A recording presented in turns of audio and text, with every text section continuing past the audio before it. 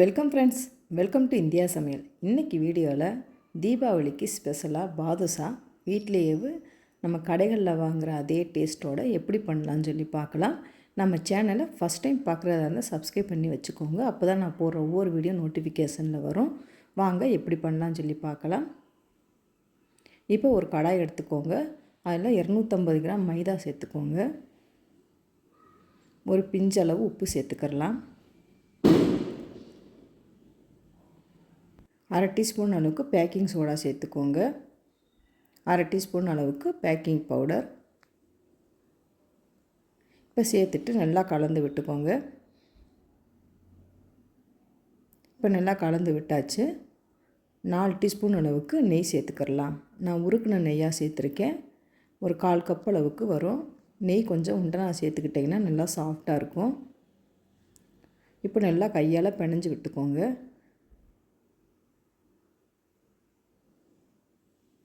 இப்போ இந்த அளவுக்கு கையால் பிணைஞ்சிட்டு கையில் பிடிச்சி பார்த்தீங்கன்னா இந்த மாதிரி பிடிச்சிட்டு உதிரியாக வரணும்.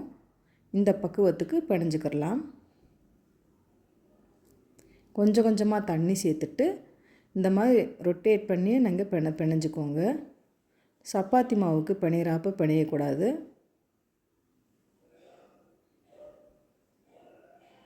நீங்கள் இந்த மாதிரி பிணைஞ்சிங்கன்னா தான் லேயர் லேயராக வரும்.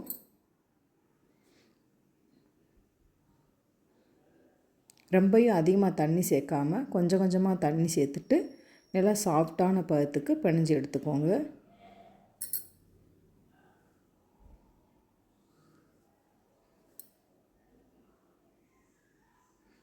இப்போ இந்த அளவுக்கு நல்லா சாஃப்டாக பிணைஞ்சாச்சு.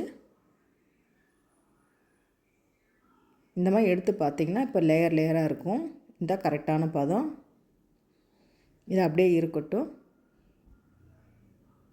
மூடி போட்டு 1/2 hour நல்லா ஊறட்டும்.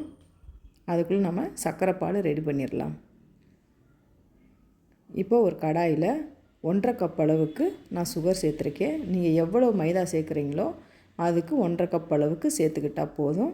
சுகர் மூழ்கிற அளவுக்கு தண்ணி சேர்த்துக்கோங்க. இப்போ சர்க்கரை நல்லா கரையணும். இதுக்கு பாகுபதம் எதுவுமே தேவையில்லை. நம்ம குலோப் ஜாமுக்கு பண்ணுறாப்புல அந்த பிசுபிசுப்பு தன்மை இருந்தால் போதும். நீங்கள் ரொம்பவும் அதிகமாக காய்ச்சிட்டிங்கன்னா அந்த பாதுஷாவுக்கு மேலே சுகர் பார்த்திங்கன்னா அந்த வெள்ளை வெள்ளையாக படியும். அந்த மாதிரி எதுவும் பண்ணிடாதீங்க. இப்போ தொட்டு பார்த்திங்கன்னா லைட்டாக அந்த பிசுபிசுப்பு தன்மை தரும். 1/2 டீஸ்பூன் அளவுக்கு ஏலக்காய் தூள் சேர்த்துக்கோங்க. இப்போ இந்த பக்குவத்துக்கு கரெக்டாக இருக்குது. இப்போ நம்ம ஸ்டவ் ஆஃப் பண்ணிடலாம். இப்போ மாவு 1/2 மணி நேரம் ஆயிடுச்சு. கொஞ்சமாக மாவு எடுத்துக்கோங்க. இப்போ கையால் இந்த அளவு உருட்டிட்டு நடுவில் இந்த மாதிரி ஹோல் மாதிரி ஓட்டை விட்டுக்கோங்க.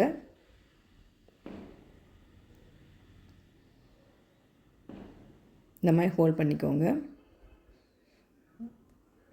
இப்போ மாவுகளை இந்த மாதிரி ஒவ்வொன்றா ரவுண்ட் ஷேப்புக்கு செஞ்சு எடுத்து வச்சுக்கலாம். இப்போ பார்த்திங்கன்னா ஒரு கடாயில் எண்ணெய் ஊற்றிக்கோங்க. எண்ணெய் ரொம்ப சூடாக இருக்கக்கூடாது. ஸ்டவ்வை லோ ஃப்ளேமில் வச்சுட்டு நம்ம பாதுஷாவை போட்டுடணும். போட்டு அது மேலே எலும்பி வந்த நிமிஷத்தில் நம்ம திருப்பி போட்டுடலாம். இந்த மாதிரி திருப்பி போட்டுக்கோங்க. லோ ஃப்ளேமில் வச்சுட்டு கொஞ்சம் ஹை ஃப்ளேம்லேயும் வச்சு வேக வச்சு எடுத்துக்கிட்டிங்கன்னா கரெக்டாக வந்துடும். பார்க்குறப்பே தெரியும் நல்லா லேயர் லேயராக வந்திருக்கு. இப்போ இந்த பக்குவத்துக்கு எடுத்தாச்சு. இப்போ சர்க்கரை பால் பார்த்திங்கன்னா கொஞ்சம் சூடாக இருக்கும். அந்த சூடாக இருக்கப்போ நம்ம போட்டுடலாம். இப்போது 1/2 மணி நேரம் நல்லா ஊறட்டும். பார்த்திங்கன்னா 1/2 hour நல்லா ஊறிருக்கு. உங்களுக்கு எடுத்து காமிக்கிறேன். இப்போ பார்த்திங்கன்னா நல்லா ஊறிடுச்சு.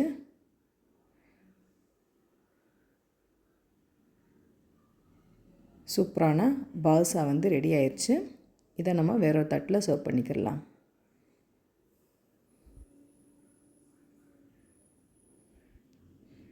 உங்களுக்கு நான் பிச்சு காமிக்கிறேன். எவ்வளோ சாஃப்டாக இருக்குன்னு பாருங்கள். நீங்களும் இந்த மாதிரி ட்ரை பண்ணி பாருங்கள் ஃப்ரெண்ட்ஸ். ட்ரை பண்ணி பார்த்துட்டு கமெண்ட் பண்ணுங்கள். உங்களுக்கு இந்த வீடியோ பிடிச்சிருச்சுன்னா லைக் பண்ணுங்கள், ஷேர் பண்ணுங்கள், கமெண்ட் பண்ணுங்கள். உங்களை நான் வேறோட சந்திக்கிறேன். பாய்.